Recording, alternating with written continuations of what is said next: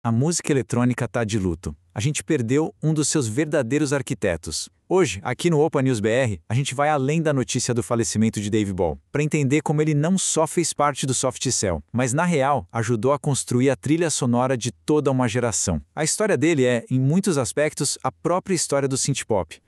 E para começar, acho que nada resume melhor o tamanho dessa perda do que as palavras do Mark Almond, o parceiro dele de uma vida toda no Soft Cell. Ele escreveu o seguinte: "Obrigado, Dave, por ser uma parte imensa da minha vida e pela música que me deu. Eu não estaria onde estou sem você." Poxa, essa frase mostra a profundidade de uma parceria que de fato mudou a música para sempre. Ok, para a gente entender de verdade a importância do Dave Ball, nosso roteiro vai ser este. Primeiro, a gente fala da notícia da partida dele. Depois, a gente vai fazer uma viagem no tempo lá para as origens do som eletrônico. Na sequência, vamos ver como o Soft Cell transformou tudo isso num sucesso global. E por fim, a gente amarra tudo analisando o legado que ele deixou. Então, vamos começar pela notícia que realmente parou o mundo da música pop eletrônica, a despedida de uma lenda. A notícia que pegou todo mundo de surpresa foi essa. Dave Ball, o cara que era o cérebro musical, o produtor por trás daquele som inconfundível do Soft Cell, faleceu. Ele tinha 66 anos e a causa foi natural. E essa capacidade de criar laços profundos não era só com o Soft Cell, não. O Richard Norris, que foi parceiro dele por décadas no projeto The Grid, também deixou uma homenagem super emocionante. Ele disse: "Passamos por tantas experiências extraordinárias e transformadoras juntos. Obrigado pelos bons momentos, pelas risadas infinitas, por sua amizade inabalável, mas acima de tudo, obrigado pela música." Tá, mas de onde veio esse som do Soft Cell? Ele não brotou do nada, né? Para entender a revolução que o Dave Ball ajudou a criar, a gente precisa dar um passo para trás e mergulhar nas raízes, que eram bem experimentais, da música eletrônica. Olha só que jornada incrível essa linha do tempo mostra. É quase um século de evolução. Começa lá em 1913, com os artistas italianos malucos, os futuristas, dizendo que barulho de máquina era música. Daí, pula para os anos 40, com a tal da Musique Concrète. Chega nos anos 70 com o Kraftwerk, que botou a música eletrônica no mapa.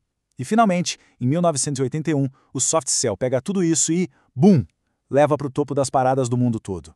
É a história de uma ideia radical virando um fenômeno pop. E essa tal de Musique Concrète foi um negócio revolucionário. Basicamente era uma técnica da vanguarda francesa que usava sons concretos, do mundo real mesmo. Tipo o barulho de um trem, vozes, a natureza, e transformava isso em música cortando e colando fitas magnéticas. Pela primeira vez, o próprio estúdio de gravação virou um instrumento. E essa comparação aqui mostra a virada de chave de um jeito genial. De um lado, a gente tinha a música eletroacústica, uma coisa mais cabeça, super experimental, feita para ouvir sentado numa sala de concerto. Do outro, o pop eletrônico, rítmico, com melodia, feito para pista de dança. O grande lance de artistas como o Dave Ball foi criar a ponte entre esses dois mundos. Eles pegaram ideias super complexas e transformaram em algo que todo mundo podia curtir. É exatamente nesse cenário de ebulição que surgem Dave Ball e o Mark Almond. Agora a gente vai ver de perto como essa dupla de estudantes de arte conseguiu capturar esse espírito e o transformou num sucesso que conquistou o planeta. A história do Soft Cell parece roteiro de filme, sério. Primeiro passo, dois estudantes de arte, bem excêntricos, se trombam numa faculdade lá em Leeds, em 77. Segundo passo, o Mark Almond fazia umas performances artísticas que chocavam todo mundo e o Dave Ball criava as trilhas sonoras eletrônicas para essas loucuras. E o terceiro passo, o empurrãozinho do destino. Ou melhor, da mãe dele. A mãe do Ball emprestou 400 libras para eles gravarem o primeiro EP. E, por um milagre, essa gravação foi parar na mão do lendário DJ John Peel, da BBC. Foi a mistura perfeita de arte, atitude faça você mesmo e uma sorte danada. E o maior sucesso deles veio de um lugar que ninguém esperava. Não era uma música deles, e sim uma canção de soul de 1964, super obscura, de uma cantora chamada Gloria Jones. O que eles fizeram foi genial. Pegaram a angústia da letra, arrancaram todos os instrumentos normais e reconstruíram a música com uma batida eletrônica fria, hipnótica e aqueles sintetizadores marcantes. Foi uma reinvenção completa. E como se não bastasse, o timing foi uma coisa de louco. Perfeito. Tainted Love saiu em 1981, pouquíssimas semanas antes da estreia da MTV. O canal novo precisava desesperadamente de clipes para passar, e o do Soft Cell, com aquele visual todo diferente, era perfeito. Resultado, passou sem parar, e a música explodiu no mundo inteiro. O resultado foi uma explosão. Tainted Love não foi só um hit. Chegou ao número 1 em um monte de países. Foi um momento que carimbou de vez. O synth-pop não era um nicho, era a nova força dominante na música popular. Mas a história não acaba com o fim da primeira fase do soft cell, de jeito nenhum. O Dave Ball nunca parou de inovar. Ele logo embarcou num outro projeto que durou décadas e explorou ainda mais a música eletrônica. Esse projeto era o The Grid, com o parceiro Richard Norris. Ali, o Dave Ball foi ainda mais fundo, misturando eletro, música ambiente e house. E eles estouraram de novo em 1994 com a música Swamp Thing. O mais incrível é que essa parceria durou mais de 30 anos. Eles lançaram álbuns até 2024. Isso mostra que ele era um cara que estava sempre criando, sempre evoluindo. Beleza, então vamos juntar todas as peças e falar do legado, né? Do impacto duradouro que o trabalho do Dave Ball teve, desde a volta do soft cell até o que a gente ouve hoje. E a prova de que o som deles era atemporal é que o soft cell, na verdade, nunca desapareceu.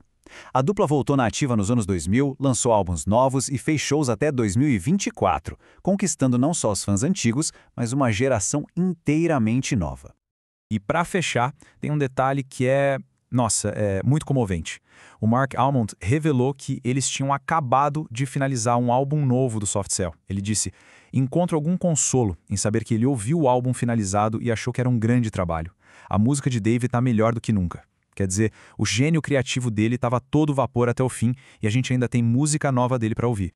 Então, resumindo, qual é o legado do Dave Ball? Ele foi a ponte entre o experimental e o pop. Ele nos deu um dos hinos mais marcantes dos anos 80. Ele provou que um sintetizador podia ter alma, podia ter emoção, e nos deixou uma carreira de quase 50 anos de pura inovação. Se essa análise te fez viajar na história da música, aproveita para se inscrever aqui no canal Opa News BR e não perder nossos próximos conteúdos. E para a gente terminar, fica uma pergunta para pensar. Uma das fontes que usamos descreve a música do Kraftwerk como a música folclórica da era industrial. Se o som deles e depois do soft cell foi esse folclore, qual seria então a música folclórica da nossa era, a era digital? Fica aí a provocação.